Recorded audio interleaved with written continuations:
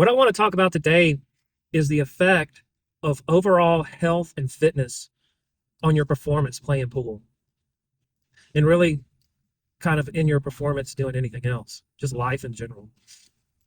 And you might think, your initial thought might be, well, Marcus, that's common sense. You don't have to make a video about this.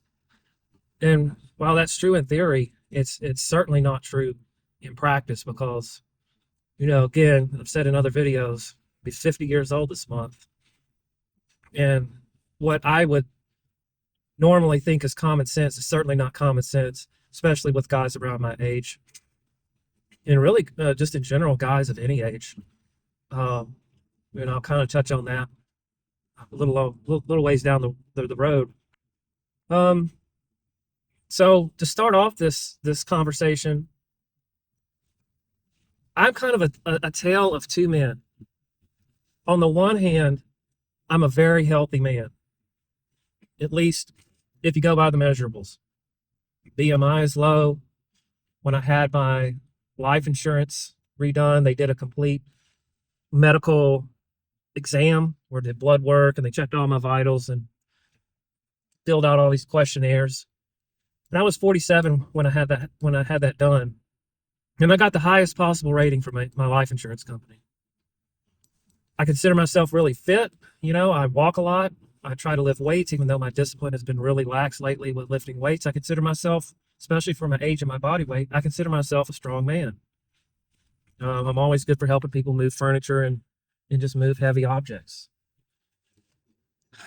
So, pretty healthy. And it's sad to say that I'm probably the healthiest man in my family and in my circle of friends that's around my age.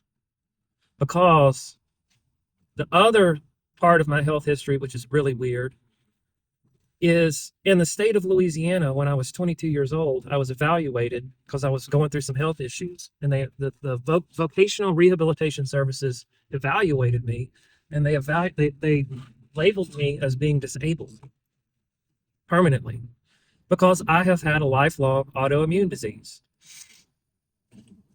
So on the one hand, I'm healthy. On the other hand, I'm considered disabled, even though I never accepted that label. I never accepted that categorization. I was never going to be the guy that didn't work. And it's a blessing for me just to be driving into work right now. Now, how did that happen? How does this make any sense? Well, I've had to work at my health a lot.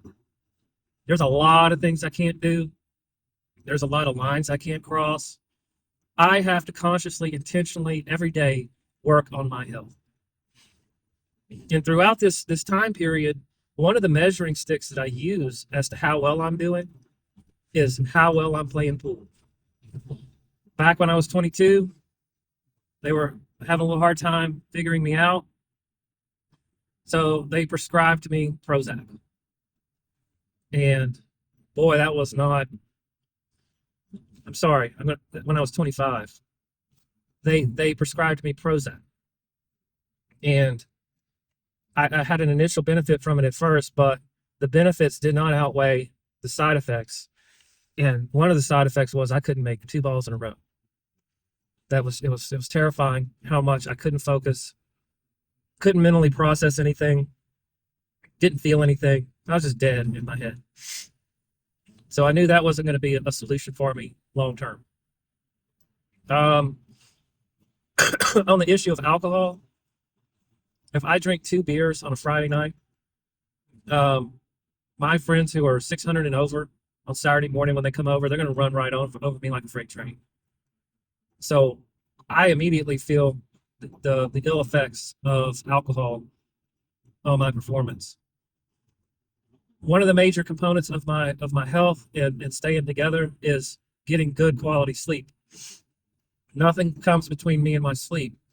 If there's a tournament that a friend wants me to go to and I'm tired and I haven't had a chance to rest before, then I don't even bother going because I know I'm not going to play well. So a lot of what I do when I know I'm going to compete is I'm making sure the night before that I sleep well, and then I make time during the day, especially if the tournament is in the evening, I make sure that I sleep. Um, how well I feel and how well I play is directly proportionate to how much I'm exercising outside of playing pool. If I'm getting in my 10,000 steps, if I'm working out some part of my body every day, the game benefits a lot, which is why I really do need to get back to my weightlifting discipline. Now on the issue of food, I've heard different players, different people, instructors, experts, doctors, sports performance doctors say different things about food, and I'm here to say that it's very hard to get a handle on exactly what. I mean, there are some certain consistent principles, but it's hard to figure out advice on food because you hear a lot of different things from a lot of different people. But I will tell you this: um, it's good just to stick to the basics. You need to have a balanced diet of different foods, especially, don't I would say don't do any of the gimmick diets. If you're a diabetic, then you need to keep up with your blood sugar because a lot of guys don't. And that has a lot of serious effects on your body and on your performance. Now, as far as like the day of when you're playing, I have to eat the day of. Others will say don't eat at all. Others will say don't eat really fatty food that bloats you or makes you tired. A couple of things I do avoid is I don't eat turkey and I don't eat pasta because that kind of stuff does make me sleepy. I like to eat a nice protein-based meal, and then I like to keep myself hydrated. It's as important to drink water, I think, while you're playing than it is to drink coffee if you're trying to stay awake, because coffee dehydrates you. So good hydration is also a part of it. But just turning more towards and I think I would think a lot of people do have this knowledge, but I want to turn more to the motivational part of it. And this has been really an unfolding theme in my life lately. I come from a really rural, really economically disadvantaged, if you want to call it that, or poor part of Louisiana. And guys over there, the guys that I grew up with, have just not taken care of themselves. And the softball team that I used to play on when I was a teenager, almost all of them are gone. And another one of them passed away a couple of weeks ago. He's only a few months older than me. And a lot of this stuff is just preventable death. And then a lot of the other guys that I know that play pool have health issues that are preventable or manageable. Definitely more manageable than they're managing. And I believe it's because a lot of guys have given up. And I'm here today to encourage you not to give up.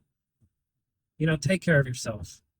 Try to do things to make yourself feel better.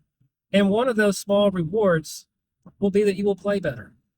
It feels good to play pool better. It feels good to progress in the game.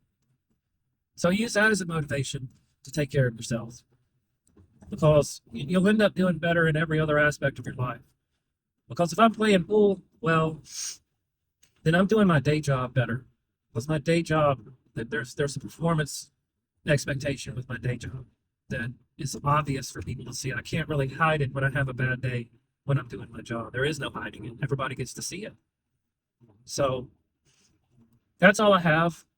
I'm hoping that giving you some encouragement, some thoughts on how I manage my life and how you could too.